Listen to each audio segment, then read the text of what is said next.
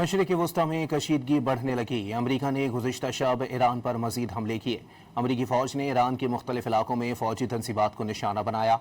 अमरीकी हुकाम का कहना है कि हमलों का मकसद आबनाए हुर्मुज़ पर ईरान के कंट्रोल की सलाहियत को कमज़ोर करना है। सेंट्रल कमांड के बयान में कहा गया कि हमलों में ईरानी ड्रोन, रडार, तनसीबात और कश्तियों को निशाना बनाया गया। सेंट्रल कमांड ने कार्रवाई मुकम्मल होने का ऐलान किया है।